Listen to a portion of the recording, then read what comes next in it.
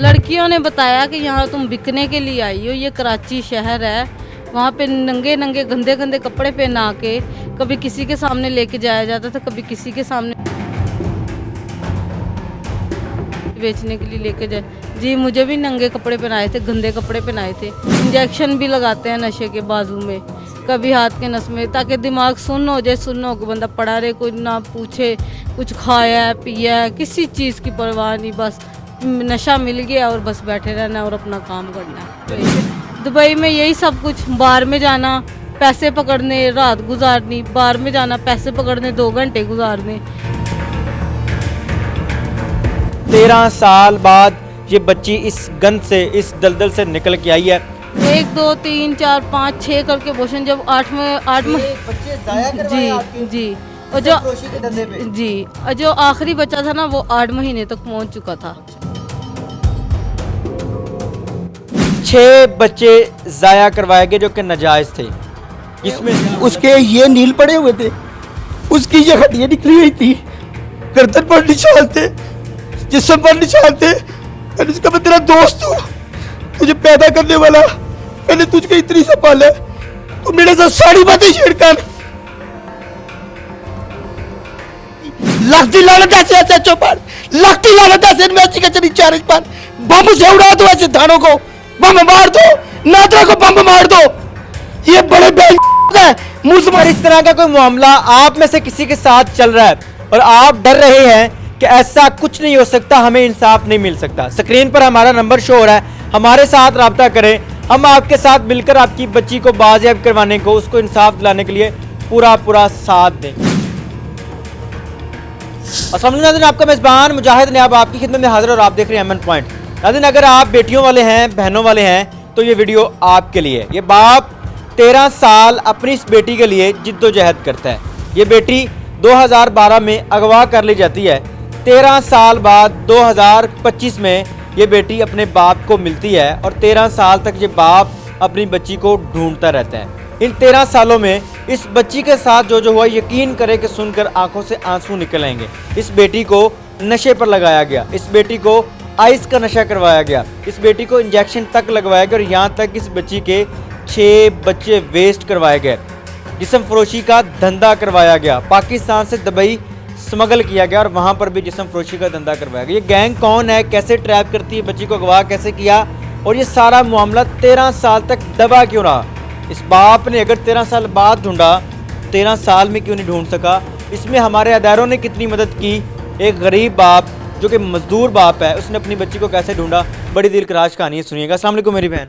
वालेकुम अस्सलाम। क्या नाम है मेरी बहन? फातिमा कमल। फातिमा कंवल वो नाम है जो बाप ने रखा। जी जी। जहाँ पर स्मगल किया गया, गलत काम करवाते रहे, वहाँ पर क्या नाम था? आलिया। आलिया नाम है। आलिया नाम है। वीडियो शुरू करने से पहले ही मैं आपसे माजरत कर लेता हूँ, वालिद पास बैठे हैं, मैं इनसे इजाज़त लूँगा, उसके बाद वो सारी बातें जो कि एक वालिद के पास होते हुए मेरे ख्याल से नहीं करनी चाहिए, लेकिन मजबूरी है, ये बातें करनी पड़ेंगी, आवाम तक पहुँचानी पड़ेगी और हमारे अदारों तक पहुँचानी पड़ेगी कि मेरे मुआशरे की बच्चियों के साथ कैसे कैसे जुल्म होता है। सर, अगर आप इजाज़त दें तो ये मेरी बहन भी है, आपकी बच्ची है, मैं इनसे सवाल कर सकता हूँ जो इनके साथ माजी में हुआ है? जो बातें तमाम सरकारी अदारों को, नादरा को, पुलिस को पता है, वो बातें छुपी तो नहीं ना रही। मैं लिख के देता रहा, आप बच्ची से सवाल करें, सब करें, हर तरह का सवाल करें। ये बातें पुलिस के पास पहले से ही हैं, छुपी नहीं है। मेरी बहन कब अगवा हुई, किस साल में अगवा हुई और कैसे? 2012 में अगवा हुई थी और 2014 में पर्चा कटा था। और ये अगवा करने वाला जो शख्स है, आपने बताया कि ये हाजी है, इसने हज किया हुआ था, मोहल्ले में इसको हाजी हाजी कहते थे।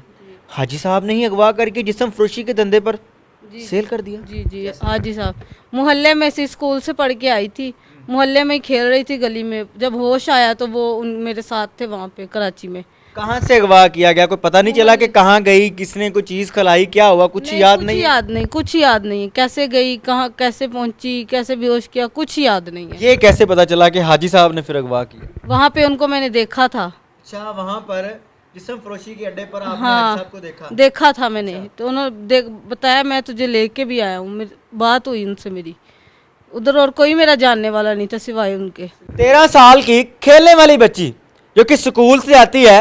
मोहल्ले का हाजी साहब इस बच्ची को अगवा करता है और अगवा करके लाहौर से कराची एक जिस्म फरोशी के धंधे पर बेच के आता है।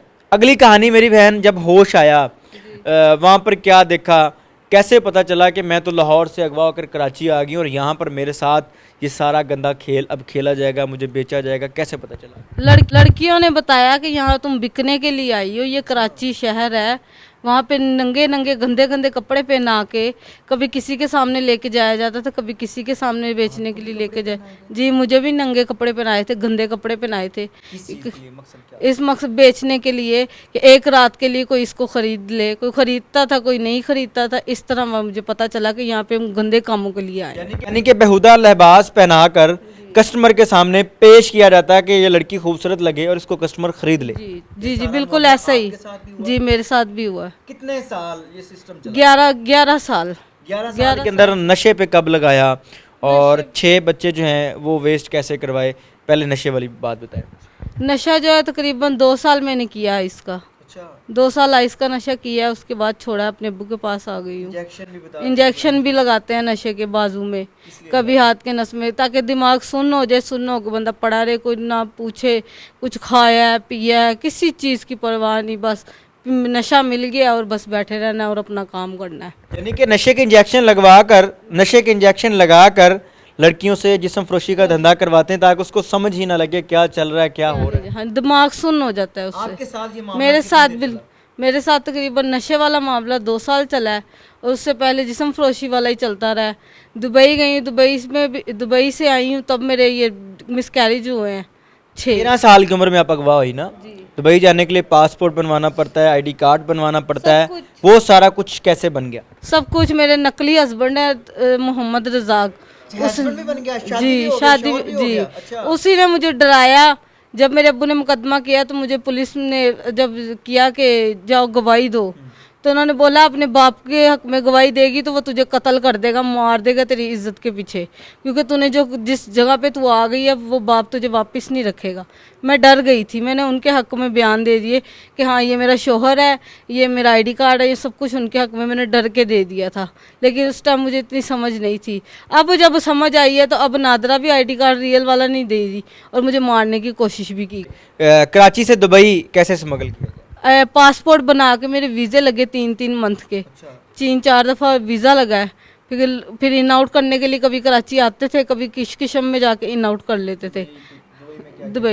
दुबई में यही सब कुछ, बार में जाना, पैसे पकड़ने, रात गुजारनी, बार में जाना, पैसे पकड़ने, 2 घंटे गुजारने, 1500 दरम 2000 दरम इस तरह पर लेने और इस तरह सिलसिला चलता रहा।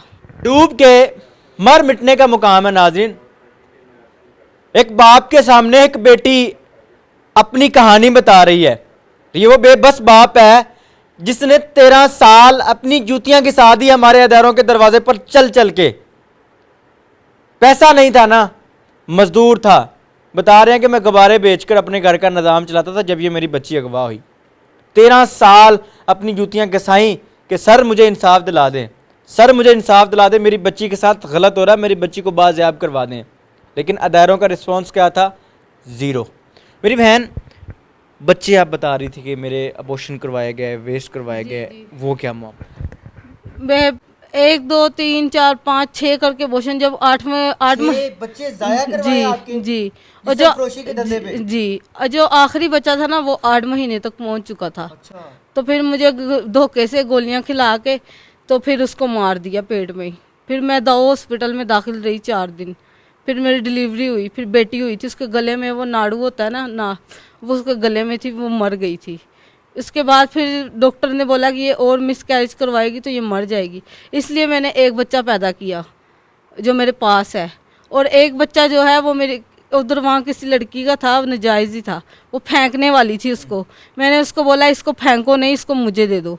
एक बच्चा मेरे पेट में ही था और दूसरा बच्चा मैंने उससे लेके पाला। अब मेरे 2 बेटे हैं, लेकिन है नाजायज़। बहन, जो 6 बच्चे आपने ज़ाया करवाए वो बच्चे आपके शौहर के थे? नहीं, शौहर के नहीं थे, वो भी नाजायज़ ही थे, काम में ही थे। शौहर के नहीं होते। अगर शौहर के होते तो शायद वो ऐसा नहीं करता। जिस्म फरोशी के धंधे पर लगाया गया इस बच्ची को 6 बच्चे ज़ाया करवाए गए जो कि नाजायज़ थे, जिसमें से अभी 2 बच्चे इनके पास हैं, यानी कि टोटल 8 बच्चे हो गए। एक बच्चा इन्होंने किसी से अडॉप्ट किया क्योंकि उस बच्चे को भी कचरे में फेंकने की बातें चल रही थी। इसने कहा ऐसा ना करे, ऐसा जुल्म ना करे, वो बच्चा मुझे दे दें। उसमें से एक बच्चा इनका अपना है। वहाँ से फिर वालिद के साथ रब्ता करने का कब सोचा, क्यों ज़हन में आया कि अब मैं वालिद से रब्ता करूँ, और 13 साल तक अपने बाप से रब्ता क्यों नहीं किया? क्योंकि बच्चे जो छोटे थे ना, तो काम बाहर जाती थी तो वो रोते थे। फिर मैंने उनको मना कर दिया कि मैं अब और ये काम नहीं कर सकती। अब मैं अपने बच्चों को, उन्होंने फिर मुझे मारा, 1 दफ़ा मारा, 2 दफ़ा मारा, 3 दफ़ा मारा। चौथी बार उन्होंने मेरा गला दबाने की कोशिश की। मेरा गला दबा ही दिया था कि उसकी बड़ी बीवी जो है नकली शोहर की, उसने बचा ली। उसने बोला ये मर गई तो हम पे कुछ हो जाएगा, ऐसा। कोई और बीवी भी थी? जी, उसकी बड़ी बीवी है, उससे भी धंधा करवाता था? वो मिल के करवाती है। वो धंधा वो खुद नायिका थी? नायिका है, वो खुद नहीं करती, वो लड़कियों से करवाती है और उनको मारती है, इतना बुरा बुरा मारती है। इंजेक्शन, नींद में इंजेक्शन लगा देती है ये उनको। शख्स कौन है और इनके नाम भी बताएं, कितने लोगों का गैंग है ये भी बताएं। ये 4 लोगों का गैंग है। एक है मोहम्मद रजाक जो मेरा नकली शोहर, एक उसका भाई है मुख्तियार, मोहम्मद मुख्तियार, ये उसका भाई है छोटा, और एक है चिराग, ये उसका भाई है तीसरा बड़ा यानी कि सारे भाई जी। इकट्ठे और मिलके एक दलाल है बनते हैं। इमरान साहिवाल का। अच्छा। ये 4 लोग हैं और एक नायिका है, उसका क्या नाम? सनम उर्फ फातिमा बीबी। नाज़रीन, तस्वीरें आप अपनी स्क्रीन पर देख रहे हैं, ये वो दलाल है। माजरत के साथ सख्त अल्फाज इस्तेमाल करूंगा, जो कि हमारी बच्चियों की इज्जतों के लिए ख़तरा है। वो दलाल ही होते हैं। ये वो दलाल है जो कि हमारी बच्चियों, हमारी बहनों को मोहल्लों से अगवा करके लेके जाते हैं, इंजेक्शन लगाते हैं आइस जैसे गंदे नशे पर लगाकर, फिर उनको जिस्म फरोशी के धंधे में धकेल देते हैं। 13 साल बाद ये बच्ची इस गंद से, इस दलदल से निकल के आई है। फिर कैसे कोशिश की कि वालिद से रब्ता करूं, ये बात ज़हन में कैसे